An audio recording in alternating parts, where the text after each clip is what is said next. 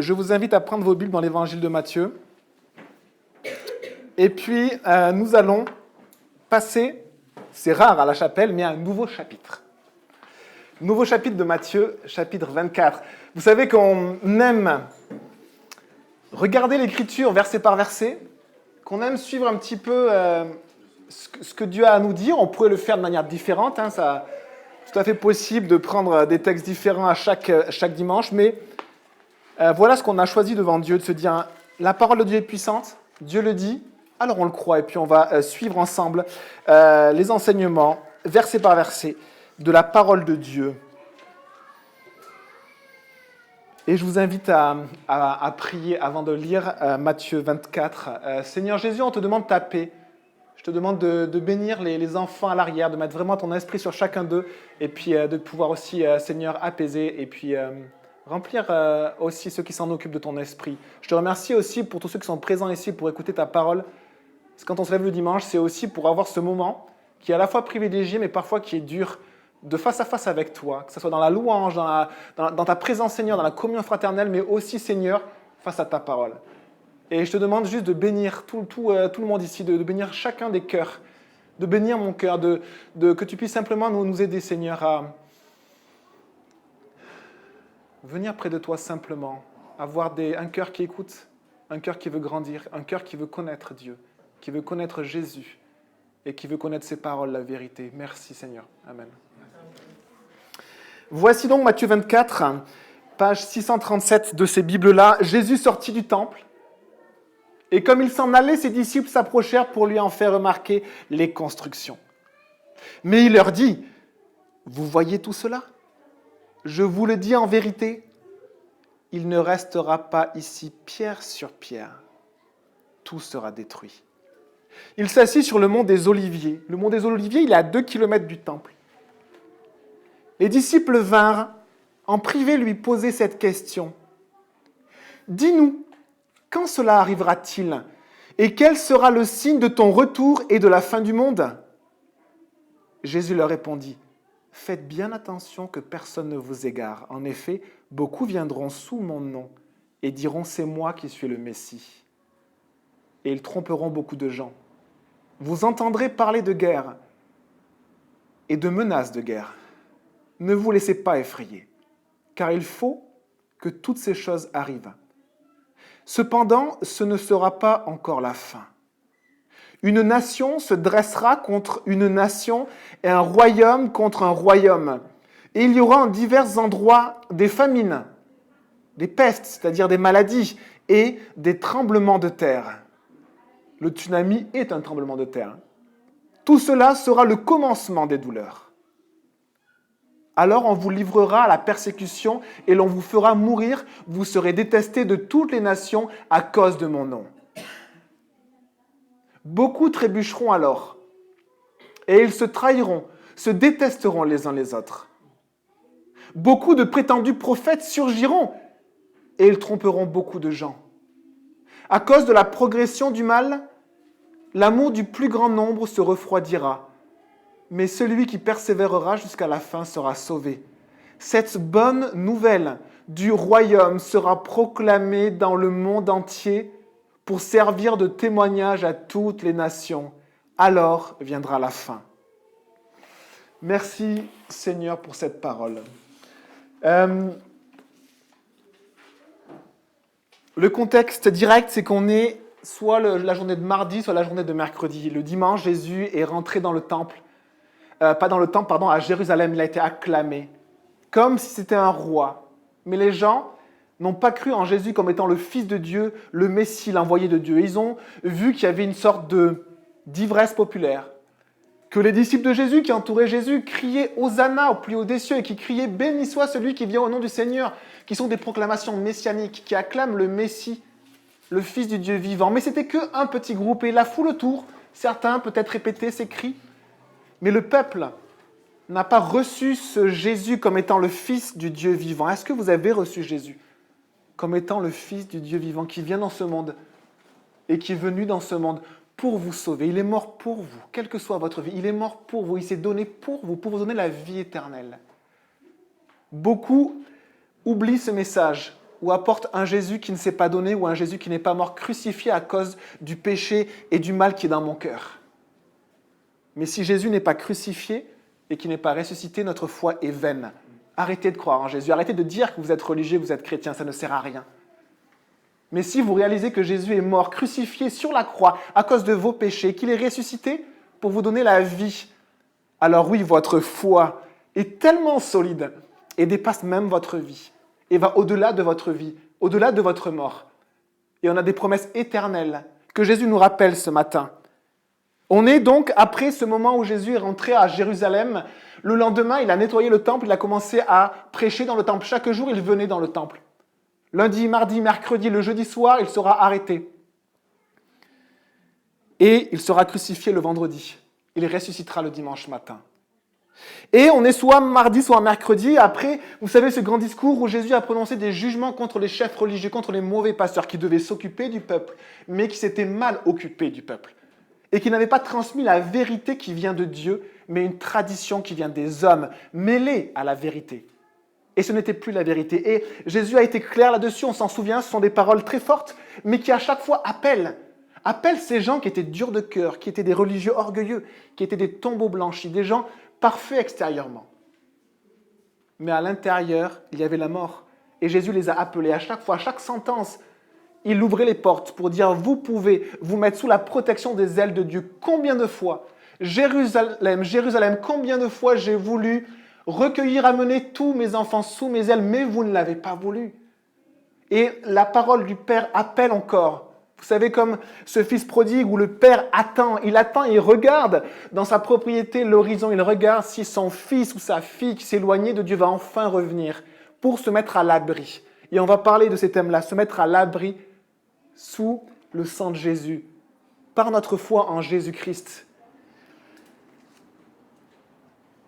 On est donc mardi ou mercredi, et puis après ce discours, dans le temple de jugement contre les chefs religieux, Jésus sort et s'en va au mont des Oliviers. C'est un mont qu'il fréquentait régulièrement. Il est à 2 kilomètres du temple. C'était une petite promenade assez rapide, et puis il s'assied au mont des Oliviers.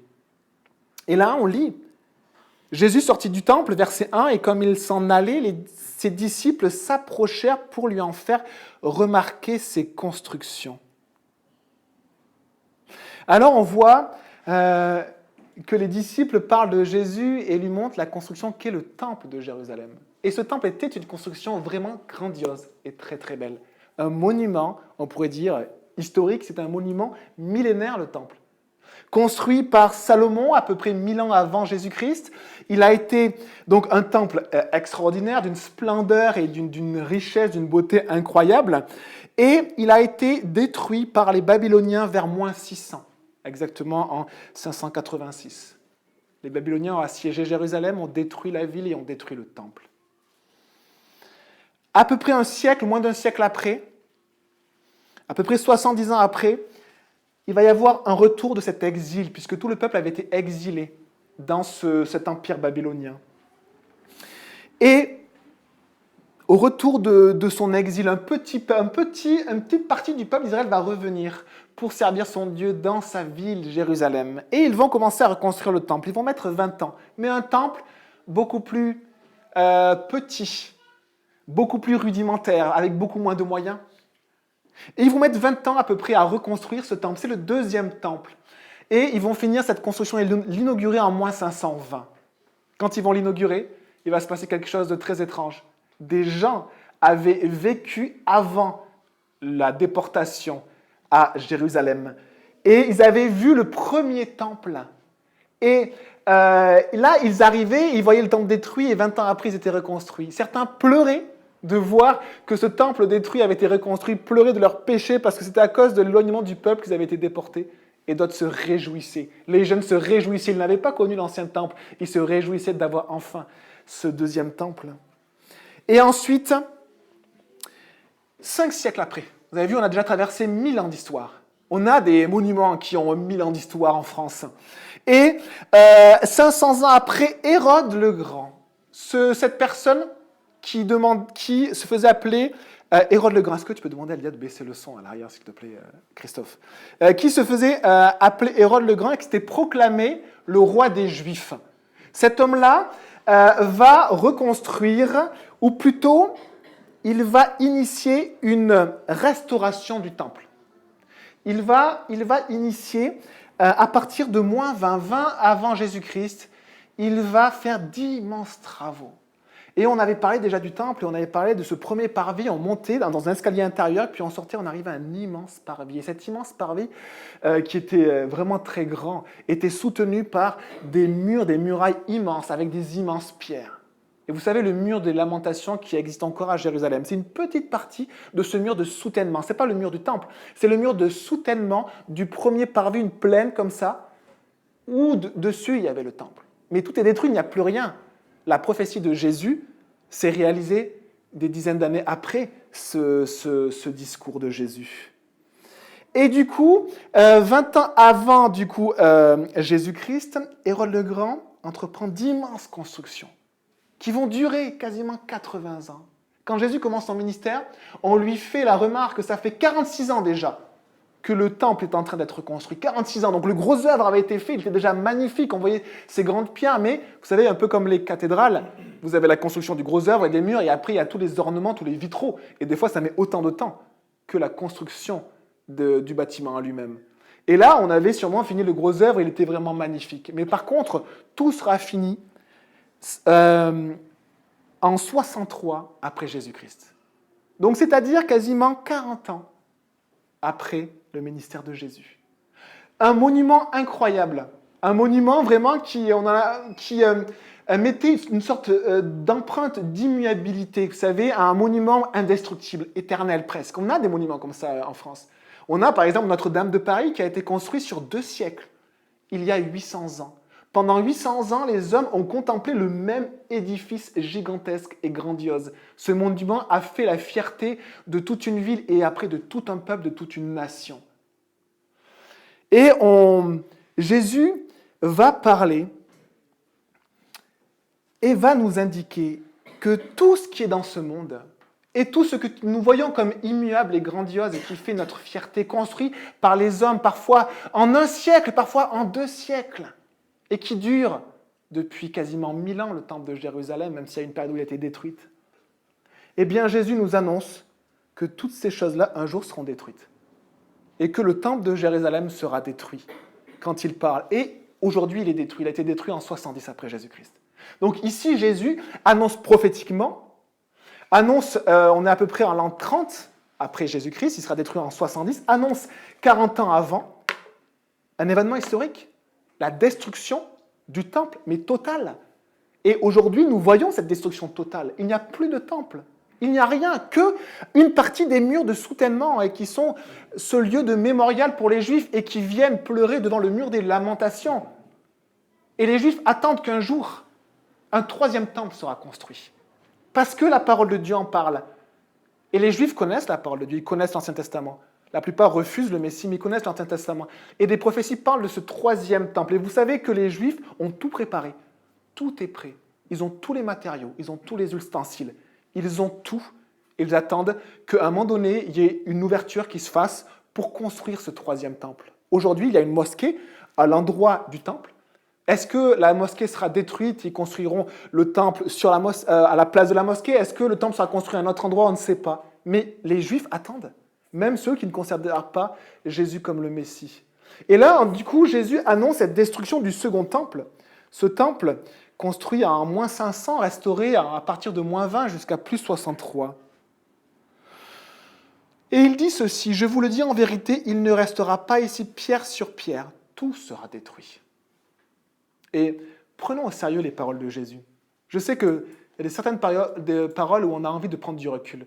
Si vous vous dites, est-ce que vraiment, quand il est parlé du déluge, est-ce que c'est vraiment vrai quand même? Est-ce qu'il est parlé, quand il est parlé d'un homme et d'une femme, premiers êtres humains, est-ce que c'est vraiment vrai? Mais posez-vous la question, est-ce que c'est vrai que le temple est détruit quand Jésus a parlé? Oui. Jésus, ce que Jésus dit, ça s'accomplit, et c'est la vérité. Et nous croyons fermement que cette parole est la seule vérité qui existe dans ce monde, la seule, les amis.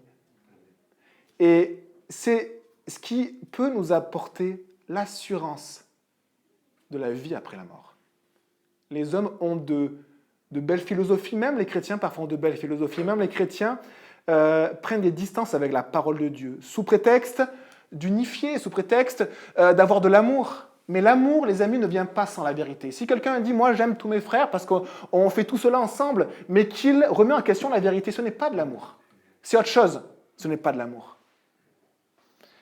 Vous ne dites pas à votre enfant qui se fait brûler « je t'aime, continue ». Vous lui apportez la vérité, vous lui dites « ce que tu es en train de faire te fait du mal ». Ne fais pas ça. Ou ceci n'est pas bien. L'amour vient avec la vérité. Et on n'aime pas la vérité. On aime l'amour, mais pas l'amour de Dieu. On aime l'amour des hommes, un amour déformé, un amour des fois qui nous détruit, un amour fusionnel, un amour qui nous attache, qui nous lie, qui nous abaisse plus bas que terre. Dieu nous apporte un autre amour et on l'a chanté. L'amour de Dieu surpasse toute chose. Et que Dieu ouvre nos cœurs ce matin pour ressentir et vivre cet amour de Dieu qui vient avec la vérité. Ne vous trompez pas, mes frères et sœurs, l'amour de Dieu vient avec la vérité. Il s'assit sur le mont des Oliviers. Les disciples vinrent en privé lui poser cette question. « Dis-nous quand cela arrivera-t-il et quel sera le signe de ton retour et de la fin du monde ?» Sacrée question, hein. Les disciples disent ceci à Jésus. Jésus, on a juste une question. Quand cela arrivera-t-il? De quoi parle-t-il? Il parle de la destruction du temple. Et Jésus vient d'annoncer qu'aucune des pierres ne sera l'une sur l'autre, c'est-à-dire que le temple sera détruit. Mais dans leur question est beaucoup plus complexe que cela. Parce que Jésus a déjà parlé de son retour. Et Jésus a déjà parlé de la fin du monde. Et du coup, dans cette question-là, il y a 3 événements. Il y a quand la destruction du temple arrivera-t-il? Puis quels seront le signe de ton retour, le retour de Jésus? Ce retour-là aussi, on n'aime pas trop en parler. Et encore moins, on aime parler du troisième événement, la fin du monde. Les scientifiques commencent à en parler, parce qu'ils voient que la Terre ne va pas forcément durer éternellement, et ils commencent à parler, mais de manière scientifique. Dieu nous en parle de manière spirituelle. Car notre rencontre à la fin du monde ne sera pas physique, elle sera spirituelle avec le Dieu des cieux. Par contre, Dieu avertit l'être humain, et n'a de cesse d'avertir l'être humain par la parole et des fois par des cataclysmes qui sont souvent simplement les conséquences des mauvaises actions des hommes. Et on continue. Dis-nous quand cela arrivera-t-il?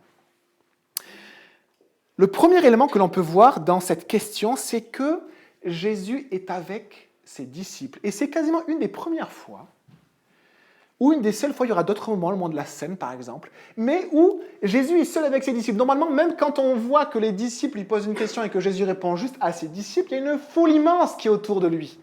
Et là, il n'y a que ses disciples. C'est un enseignement privé, les amis, privé pour les enfants de Dieu, pour les personnes qui connaissent ou qui veulent suivre Jésus. Et il parle à ceux qui aiment Jésus et à ceux qui veulent le suivre, à ceux qui considèrent les paroles de Jésus comme la vérité. Et voilà ce qu'il dit. À partir du verset 4, il va dire « Faites bien attention que personne ne vous égare ». On aurait aimé qu'à cette question complexe, très complexe, Jésus fasse une sorte de thèse, comme on aime faire à l'université, qu'il travaille pendant quelques années, qu'il fasse une thèse où tout soit bien structuré, et où il nous parle grand 1, destruction du temple, quand est-ce que ça aura lieu, et quels sont les signes qui accompagneront ce temps. Grand 2, le retour de Jésus, grand 3, la fin du monde. Et là, Jésus répond à ses disciples qui, sûrement, mêlaient ces 3 événements en un. Pensaient que ces 3 événements étaient en fait un seul événement. Et la parole nous dit que non, que ces 3 événements sont distincts dans le temps. Et alors Jésus va répondre à cette question qui est très complexe, qui parle de 3 événements dans le temps, en un seul discours, sans forcément la structure qu'on aimerait avoir. Les thèses de Dieu sont parfois compliquées à comprendre. Et c'est pour ça que nous avons besoin du Saint-Esprit. Un universitaire, parfois, il met 2 ans, il met 5 ans, il met 10 ans à faire une thèse. Il a une question et il veut y répondre. Il fait une thèse et il organise sa thèse avec un plan complexe très structuré. Mais les amis, Dieu nous a donné une thèse aussi structurée, merveilleuse. Il n'a pas mis 2 ans ou 5 ans à l'écrire. Il a mis 1400 ans à l'écrire. 1400 ans pour écrire la parole de Dieu. 1400 ans. Tous les textes sont liés les uns avec les autres. Et dans cette thèse, Dieu nous parle de quoi? Pas de la science, pas de mille choses, pas forcément de sport ou d'autres choses. Il nous parle de l'homme. Le sujet principal de la Bible, c'est l'homme. Et si vous voulez connaître la conclusion de la thèse de Dieu sur l'être humain, je vous invite à lire la Bible. Mais pas que l'écouter le dimanche, à l'ouvrir aussi chez vous. Il y aura des éléments que vous ne comprendrez pas. Effectivement, mais il y aura des éléments où Dieu va vous faire comprendre ces choses-là. Et tous ceux qui ont ouvert la Bible peuvent en témoigner. Il y a beaucoup de choses que je ne comprends pas, mais il y a certaines choses que je comprends. Et des fois, Dieu me parle personnellement, par son esprit. N'hésitez pas à ouvrir la Bible. Et fixez-vous sur ce que vous comprenez, plutôt que sur ce que vous ne comprenez pas. Et Dieu va vous faire progresser dans la vérité de Dieu. La thèse des hommes ou celle de Dieu? Laquelle vous voulez choisir? Parce que les hommes ont beaucoup de thèses. Hein. Je vous assure, allumez la radio, allumez la télé, et vous pouvez être abreuvé pour toute une vie. Et nous, on va s'intéresser à la thèse de Dieu, où la question qui est traitée, c'est l'humanité. Il parle du tout début de l'humanité jusqu'à sa fin.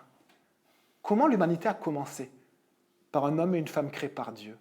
Dieu a insufflé le souffle de vie dans Adam et Ève. Et comment l'humanité prendra fin? On rigole parfois du premier homme et de la première femme. Beaucoup de chrétiens, même aujourd'hui, rigolent et disent « Non, c'est pas possible, parce que la science contredit cela. » Alors rigolez aussi de la fin du monde. Parce que la fin du monde est tout aussi extravagante et ridicule que le début du monde. La question n'est pas « Est-ce que c'est pertinent ?» Mais la question est « Est-ce que cette parole est la parole de Dieu ?» Est-ce que d'après vous, Dieu est assez puissant pour conserver cette parole pendant 1400 ans et que tout soit vrai? Est-ce que Dieu est assez puissant? Ou est-ce que Dieu a glissé des erreurs et se dit, bon, ah tant pis, mince, ah non, mince, il y a des erreurs. Dieu est puissant. Dieu est puissant.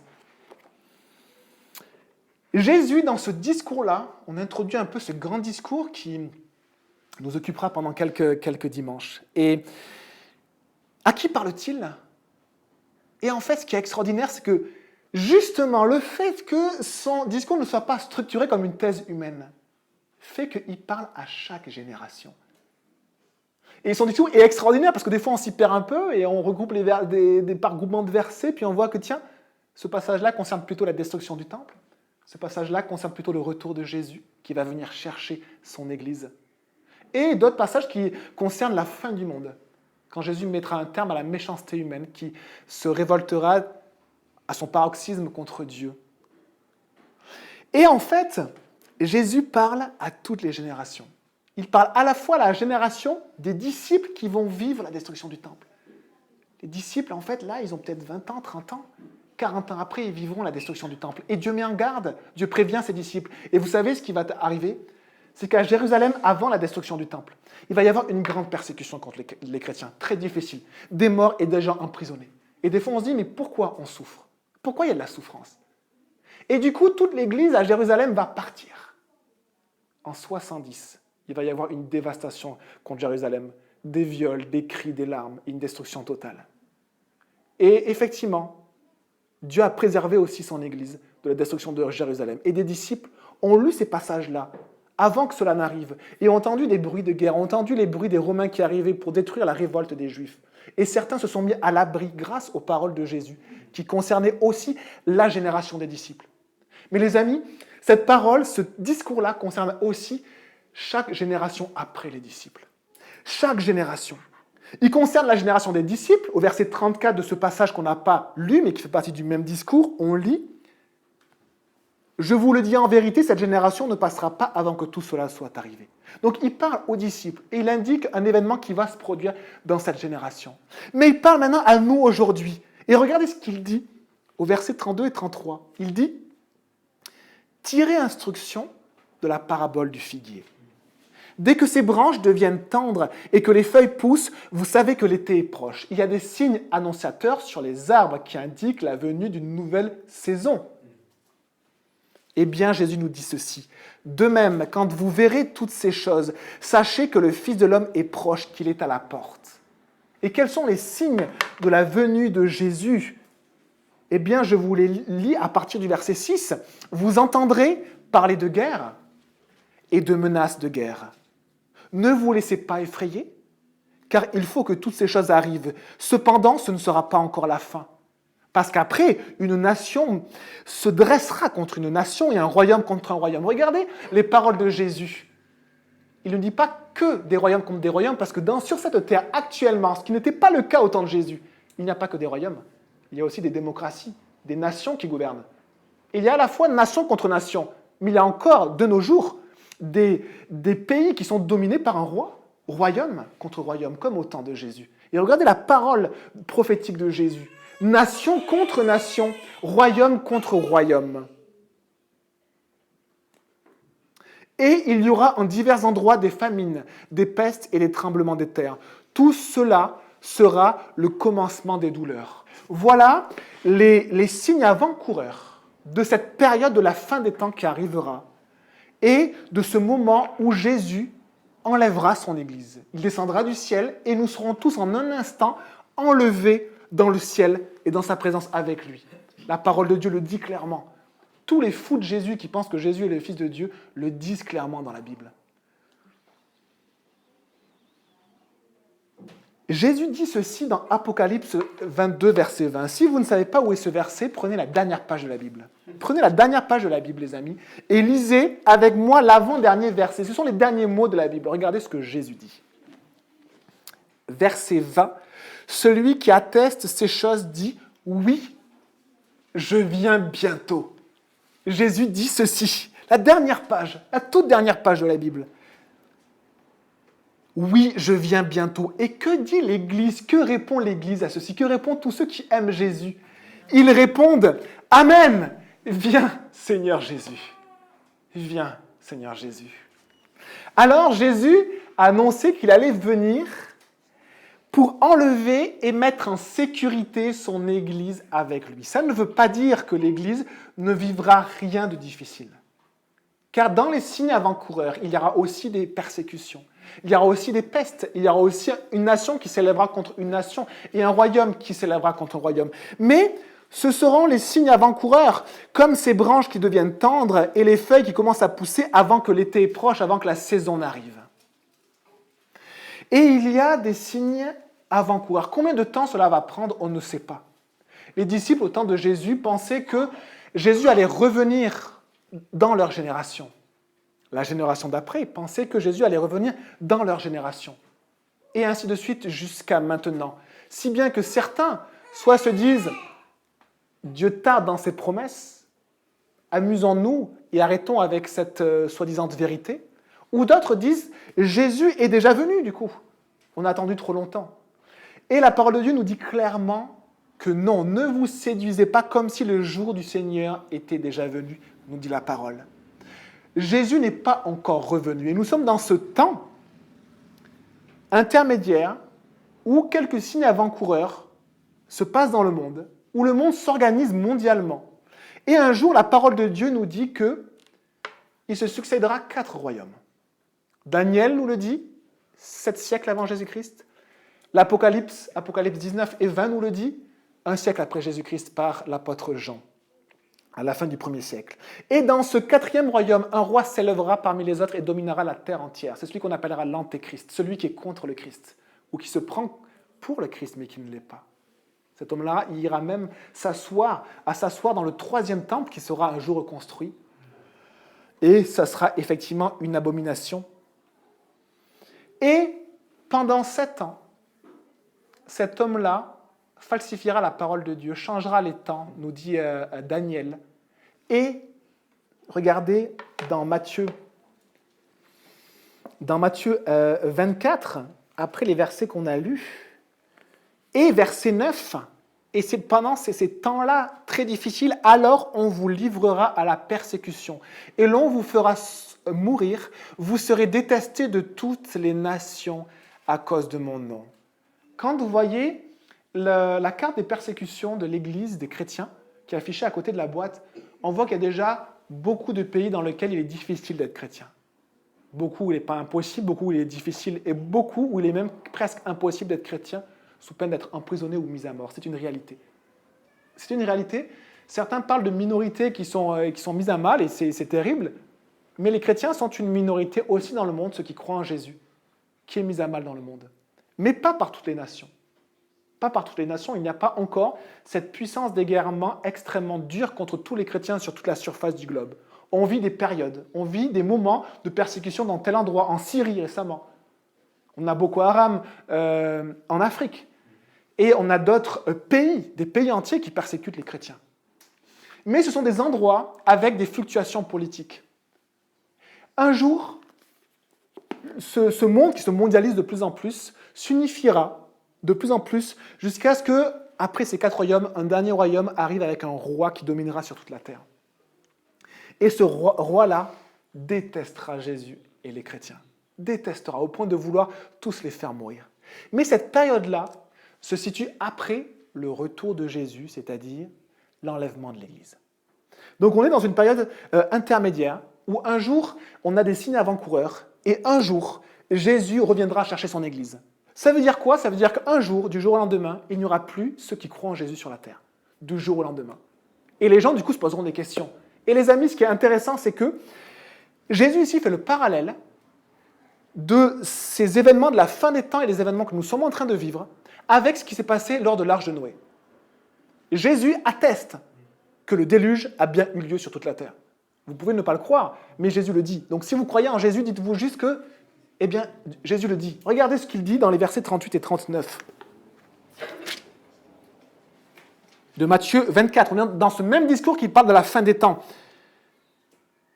Verset 37. « Ce qui est arrivé à l'époque de Noé arrivera de même au retour du Fils de l'homme. » Qu'est-ce qui s'est passé au jour de Noé?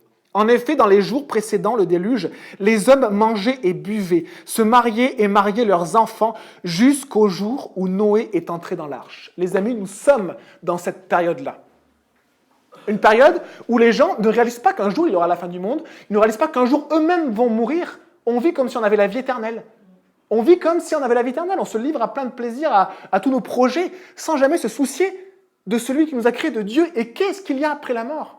On pose la question à beaucoup de personnes autour de nous et les gens rigolent. Qu'est-ce qu'on s'en fiche de ce qu'il y a après la mort? Mais mon ami, c'est l'éternité qui est après la mort. Où ira ton âme? Et on est dans cette période-là d'insouciance. Et c'est une période vraiment qui caractérise ce monde-là. Si on va dans la rue, on voit bien que c'est une période d'insouciance où les gens vivent. C'est une grâce de Dieu. C'est une grâce de Dieu. Dieu ne juge pas. Dieu laisse les personnes libres de vivre, de se marier, de marier leurs enfants et de vivre parfois dans un bonheur terrestre. Mais qu'est-ce qui se passe après ce moment où Noé était en train de construire l'arche? Noé était en train de construire l'arche. Pendant des dizaines d'années, il construisait l'arche et les gens vivaient comme si de rien n'était. Les gens regardaient Noé et se disaient, mais qu'est-ce qu'il est en train de construire dans son jardin, ce gars-là? Dans une plaine, loin de l'eau, le gars construisait, année après année, toute sa vie, peut-être 70 ans, pendant 80 ans, un monument de bois, une sorte de grande caisse de bois, un bateau immense que personne n'avait jamais construit auparavant. Il a mis toute sa famille à l'œuvre, ses 3 fils, et ils ont bossé pendant peut-être 80 ans. Et pendant 80 ans, les amis, les gens, les voisins, tous les peuples peut-être, parce que c'était juste extraordinaire, venaient voir, et puis certains rigolaient. Rigolaient, ils se disaient, mais il est fou ce gars.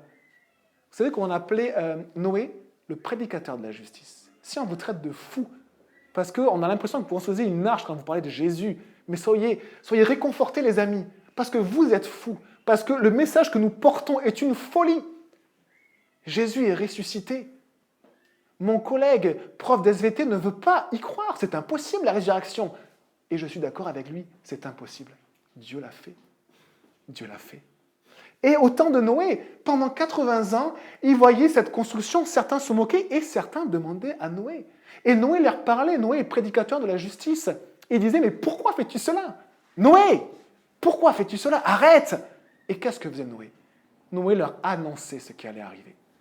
Noé, pendant 80 ans, a annoncé à la génération dans laquelle il était ce qui allait arriver.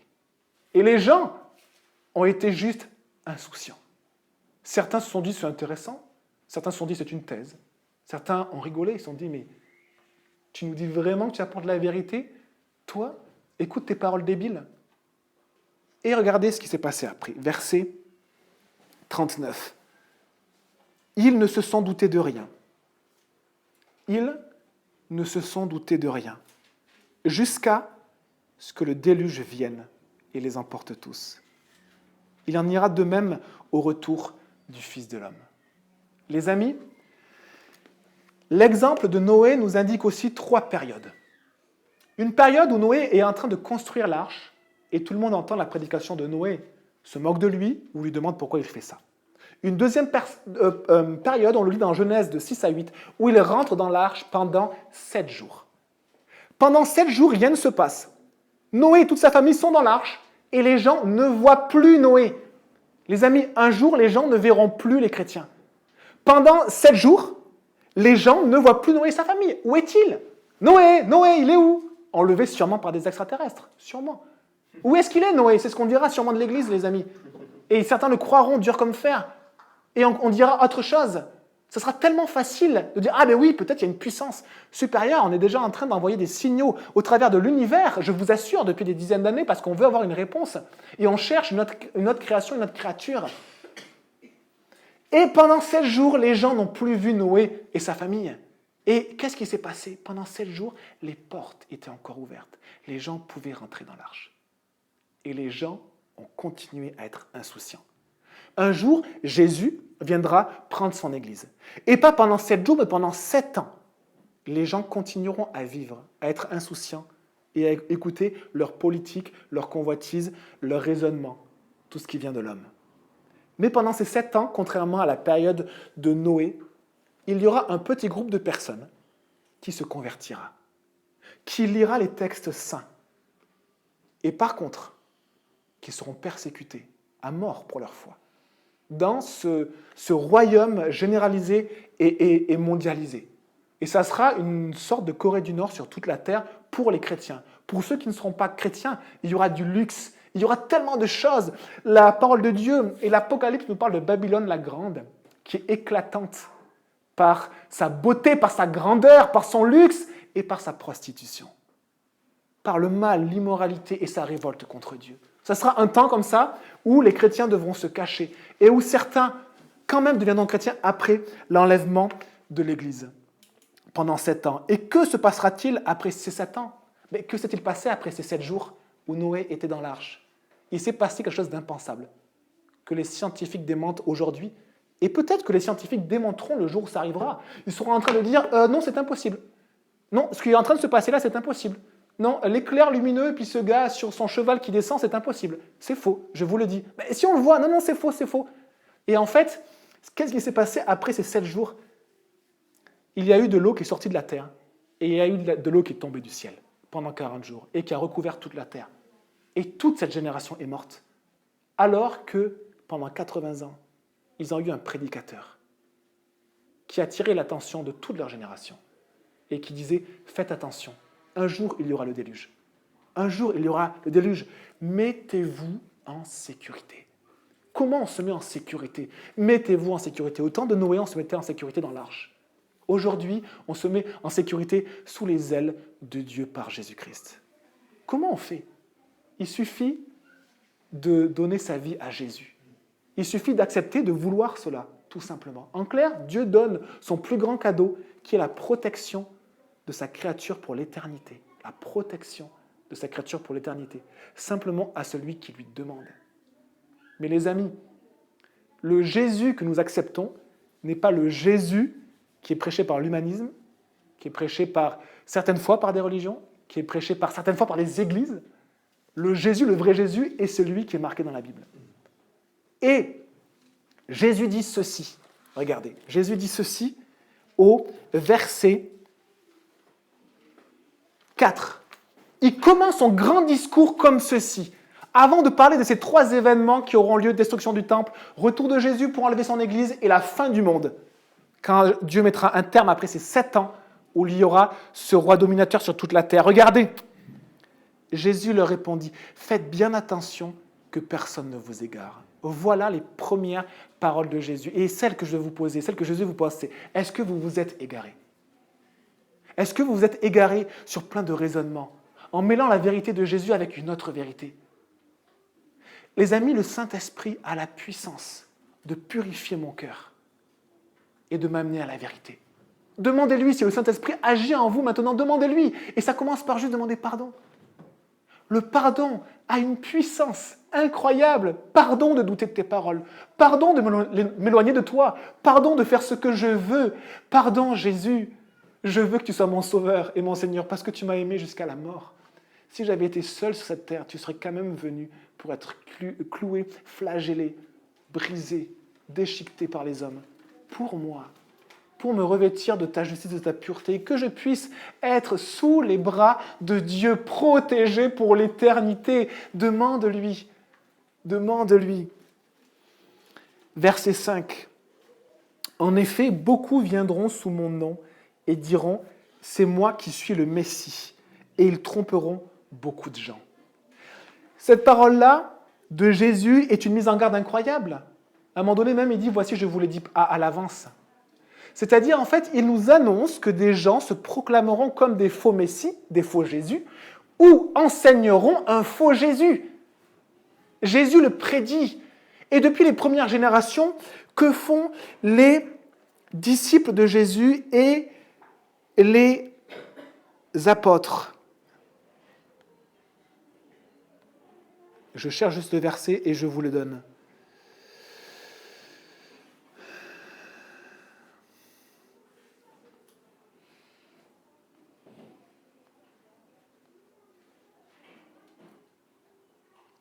De Pierre 2, verset 1. Il y a eu parmi le peuple de faux prophètes, et il y aura de même parmi vous de faux docteurs, qui introduiront des sectes pernicieuses, c'est-à-dire dont il est difficile de voir le vrai du faux, et dont il est difficile d'en sortir. On est d'accord, il y a des groupements où il est difficile d'en sortir. Les amis, ici, vous êtes libres de venir et de partir. Il y a la liberté. Et qui, reniant le maître qui les a rachetés, attireront sur eux une ruine soudaine. 1 Jean 4, verset 2 et verset 1 nous dit « Car plusieurs prétendus prophètes sont venus dans le monde, ils sont déjà dans le monde, ils prêchent déjà des faussetés au nom de Jésus. » Ce n'est pas parce qu'on se dit chrétien qu'on l'est, et ce n'est pas parce qu'on dit « Je vous annonce la parole de Dieu » que c'est la parole de Dieu. Vous savez ce que faisaient les chrétiens de Bérée au 1er siècle? Les apôtres, pas n'importe qui quand même. Les apôtres, ceux qui avaient vécu avec Jésus, leur prêchaient la parole de Dieu. Et eux, ils disaient, mais d'accord Paul, d'accord Pierre, d'accord Jean, est-ce que ce que tu dis est vrai? Et ils connaissaient les Écritures, et ils allaient rechercher si ce que la personne disait était vrai. Mais ils considéraient la parole comme la parole de Dieu. Ils ne prenaient pas du recul philosophique sur la parole, ils prenaient la parole telle qu'elle. Et ils regardaient, est-ce que c'est vrai? Parce qu'effectivement, il y a plusieurs faux prophètes dans ce monde.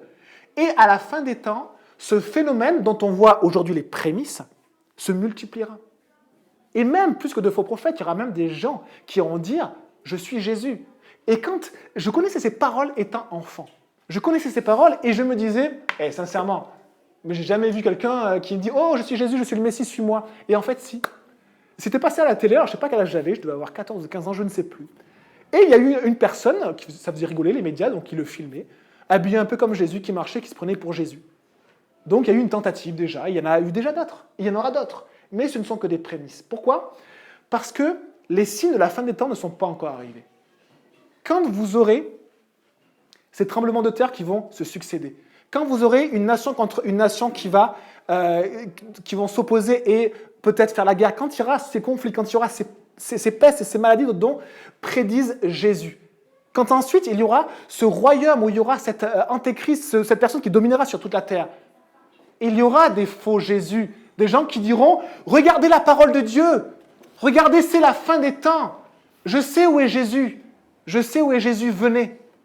Et que nous dit Jésus sur justement ces annonces? On le lit.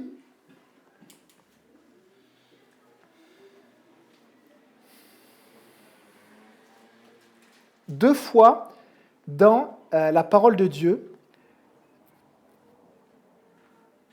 Jésus le dit au verset 23. Regardez, prenez le verset 23. Il dit « Si quelqu'un vous dit alors, le Messie est ici ou il est là, ne le croyez pas. » En fait, Jésus l'annonce. Pourquoi? Parce que le Messie ne reviendra pas comme il est déjà venu une première fois et qu'il est né dans une étable. Nous croyons tout cela, que Jésus est né miraculeusement par Marie, sans relation sexuelle, par la puissance de Dieu, et que ce Jésus miraculeux est né dans une étable complètement humblement. Mais la parole de Dieu nous dit très clairement que pour le retour de Jésus pour prendre son Église, il ne reviendra pas comme cela. Il restera dans le ciel. Et 1 Thessaloniciens 4 nous dit que nous serons emmenés en un instant dans d'autres réalités qui sont spirituelles et glorieuses. Et la parole nous dit, et nous serons pour toujours avec lui. Nous serons transformés en des corps glorifiés, en d'autres corps, et nous serons pour toujours avec lui. Donc, quand il revient chercher son Église, il ne revient pas comme la première fois dans une étable. Mais quand il reviendra à la fin du monde pour juger ce monde qui s'est opposé de manière complètement hallucinante contre Dieu, il ne reviendra pas non plus comme un bébé dans une étable. Il reviendra et la parole de Dieu nous dit ceci, regardez.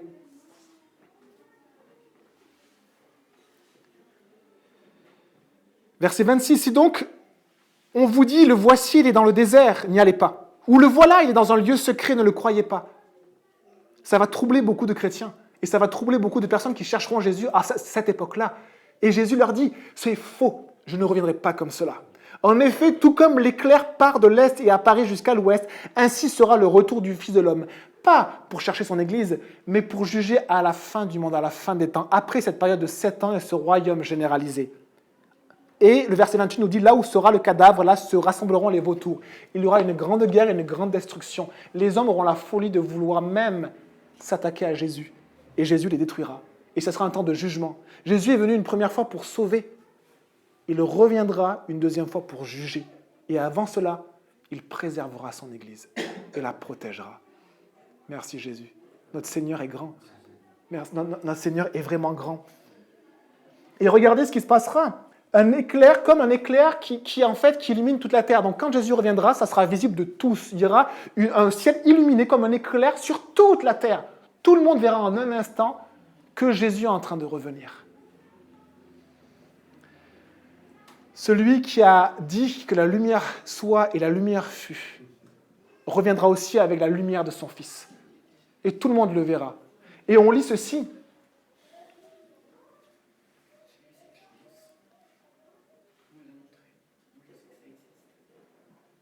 Au verset...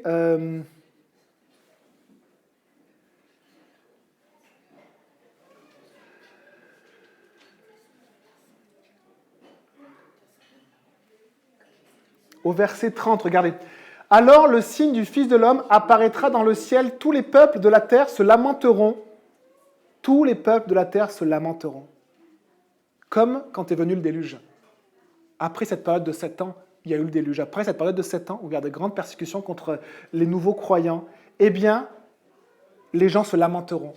Parce qu'ils vivront le dernier jugement. Et Dieu mettra un terme à cette humanité qui n'a de cesse, qui ne s'est de cesse révoltée contre Dieu.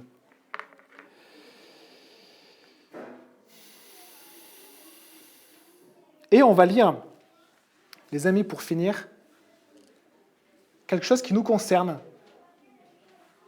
et qui concerne peut-être notre génération, peut-être la génération qui viendra après, qui concerne l'enlèvement de l'Église. Prenez 1 Thessaloniciens au chapitre 4.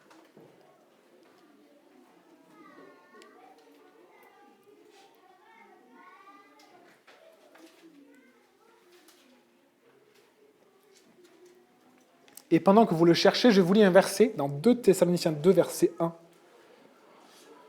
En ce qui concerne le retour de notre Seigneur Jésus-Christ et notre rassemblement auprès de lui, nous vous le demandons, frères et sœurs.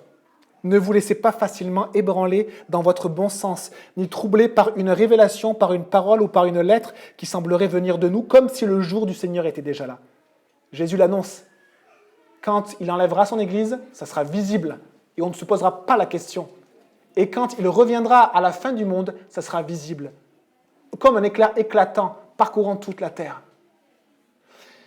Et les amis, nous sommes porteurs, comme Noé, du plus grand message qui existe au monde. Nous ne prêchons pas l'enfer, mais l'enfer existe. Nous ne prêchons pas le jugement dernier, mais le jugement dans les derniers temps existe, même si Hollywood aime bien le ridiculiser et qu'il fasse ce qu'il veut. Le jugement dernier existe. Quand on sera devant Dieu, les gens ne rigoleront plus. Et on n'a pas envie que ce moment arrive pour nos amis et nos frères et sœurs et nos maris et nos femmes ou nos enfants et leur dire « Ah, tu avais vu ?» Parce que nous avons un message aujourd'hui, comme Noé avait un message de justice. Et ce message est centré sur Jésus. Jésus, aujourd'hui, veut te sauver. Mets-toi sous la sécurité de Jésus-Christ. Sécurité du sang de Jésus. Si vous n'avez pas encore fait ce pas-là, c'est un pas du cœur, c'est une prière du cœur à Jésus. Beaucoup l'ont fait dernièrement. Beaucoup l'ont fait, moi je pense l'avoir fait quand j'avais peut-être 4 ou 5 ans. Je sais qu'un de mes fils l'a fait à 5 ans. Et que d'autres personnes l'ont fait dans leur vie. N'hésitez pas, faites-le pendant les moments de prière, pendant les moments de chant. Et si vous ne savez pas comment faire, j'allais dire, allez voir Nicole, elle n'est pas là, venez me voir et on va simplement prier. Et je vais vous accompagner juste en prière parce que c'est juste vous devant Dieu. Je ne suis pas curé, je suis juste un chrétien comme les autres, mais qui va juste vous accompagner à vous mettre vous devant Dieu, à prier votre Dieu. 1 Thessaloniciens, chapitre 4 et au verset 15.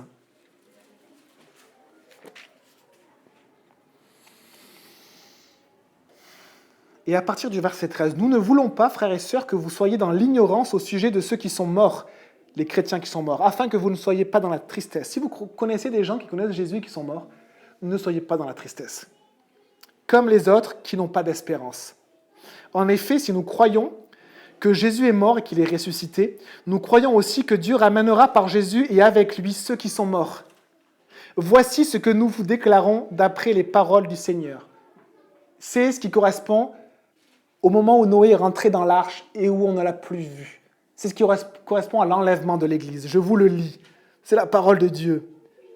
En effet, le Seigneur lui-même a un signal donné à la voix d'un archange, et au son de la trompette de Dieu descendra du ciel, et ceux qui sont morts en Christ ressusciteront d'abord. Ensuite, nous qui serons encore en vie, nous serons tous ensemble enlevés avec eux sur des nuées à la rencontre du Seigneur dans les airs.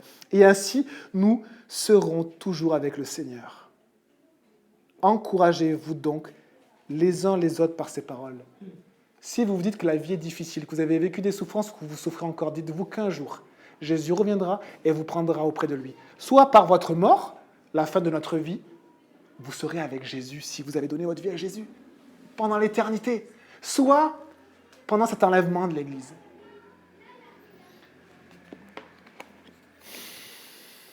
Jésus appellera son Église au son de la trompette. Les justes qui sont morts ressusciteront avec ceux qui sont vivants, tous les chrétiens, pas simplement de nom. Et là, il va y avoir peut-être des surprises. C'est-à-dire qu'il y a beaucoup de gens qui se disent chrétiens. Mais être chrétien, ce n'est pas dire être chrétien. C'est vivre être chrétien. Ce n'est pas simplement parler d'un Jésus, c'est parler du Jésus de la Bible.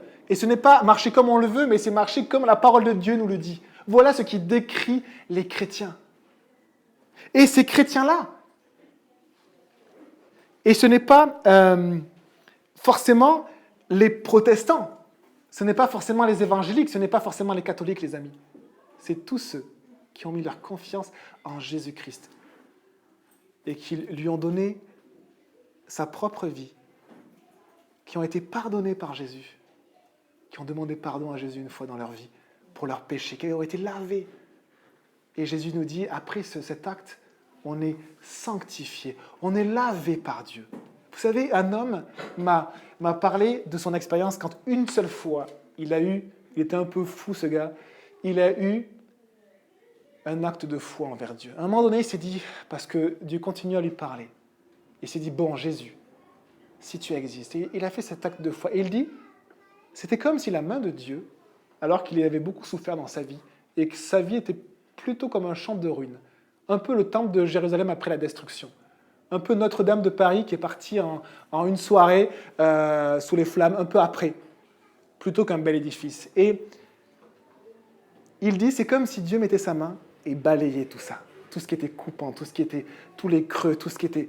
Et la main de Dieu s'est posée sur lui. Et quand on fait cet acte de donner notre vie à Jésus, il y a un travail de restauration et un travail de croissance spirituelle, que Dieu continue toute notre vie. Mais Dieu nous scelle de son esprit. Ça veut dire qu'il nous déclare justes. Il nous déclare enfants de Dieu. Il nous déclare protégés dans l'arche. Il nous déclare protégés entre les mains de Dieu pour l'éternité. Les amis, c'est la plus grande espérance qu'on peut avoir. La science ne donne pas cette espérance-là. Je vous assure, les philosophes sont tellement énervants. Et on va simplement finir en priant. Je vous lis ce verset et on prie. Que le Dieu de la paix vous conduise lui-même à une sainteté totale et que tout votre être, l'esprit, l'âme et le corps, soient conservés irréprochables lors du retour de notre Seigneur Jésus.